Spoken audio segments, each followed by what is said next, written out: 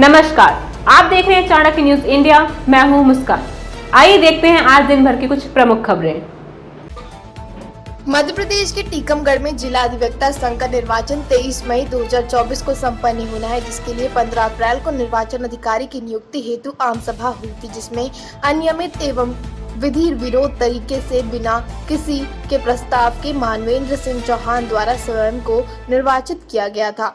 और मुद्दा यह उठा था कि उल्लेखनीय है कि उन्होंने इस बात को बार बार दोहराया कि रघुवीर सिंह तोमर जो 3 बार अध्यक्ष रह चुके हैं, उन्हें फिर से चुनाव लड़ना होगा और उनका फॉर्म निरस्त करने के लिए मैं निर्वाचन अधिकारी बना हूँ। आरोप है कि सभा में मौजूद मीडिया कर्मियों और अधिवक्ताओं को मानवेंद्र सिंह ने बाहर जाने के लिए कहा और मनमानी जारी रखी। चाणक्य न्यूज टीकमगढ़ से कविंद्र पटेलिया की रिपोर्ट। निर्वाचक संघ के अध्यक्ष पद के लिए मैं चुनाव लड़ा हूँ। आज फॉर्म भरा। क्या हुआ आप जब फॉर्म जमा करने फॉर्म जमा किया है तो फॉर्म के साथ राज्य अधिवक्ता परिषद से हमें पत्र प्राप्त हुए थे सूचना के अधिकार में, वो हम उनको दे रहे थे तो उन्होंने लेने से मना किया। उन्होंने कहा कि हम ऐसे पत्र नहीं ले सकते, हमें राज्य अधिवक्ता परिषद ने मना किया है कि आप कोई भी पत्र नहीं लेंगे।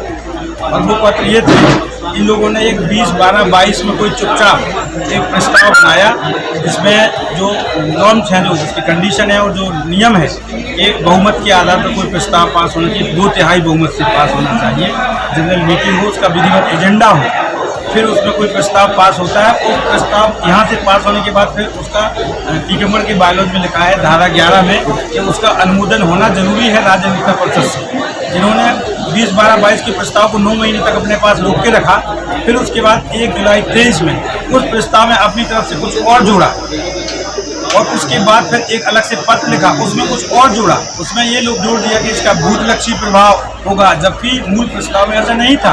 1 जुलाई 23 को जो इन्होंने पत्र लिखा उसमें लिख दिया कि वो ऐसा व्यक्ति जो 2 बार किसी पद पर रह चुका है या अध्यक्ष पद पर रह चुका है वो फॉर्म ही नहीं डालेगा।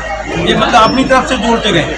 जब ये प्रस्ताव वहाँ पहुँचे, हमने सूचना के अधिकार में जानकारी ली तो हमें ये बताया गया कि टीकमगढ़ से जो पत्र आया है 1/7/23 का, उसका अनुमोदन हमने नहीं किया है, इस पर कोई कार्रवाई नहीं की है। इस कारण इसका कोई मतलब नहीं रह जाता है प्रस्ताव का।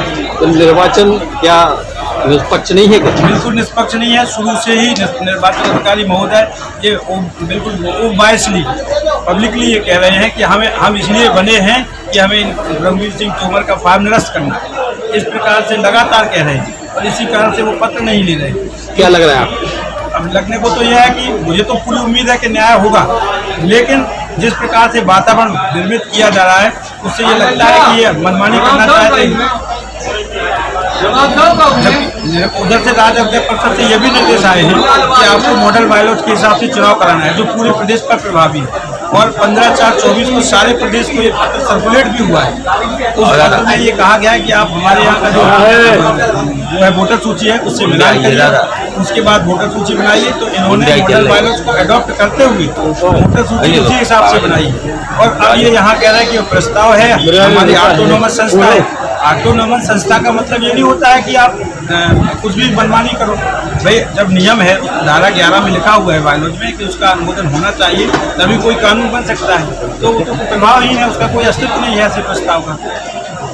और जब मॉडल बायलॉज अगर लागू आप कर रहे हैं तो टीकमगढ़ के बायलॉज का या प्रस्ताव का तो प्रश्न ही नहीं रहता है, तो खत्म हो जाएगा। अगर वो निरस्त कर देंगे तो आप क्या करेंगे? अगर निरस्त कर देंगे तो उसके खिलाफ जो कार्रवाई है, अपील की कार्रवाई अपील करेंगे, माननीय हाईकोर्ट में रिट लगाएंगे।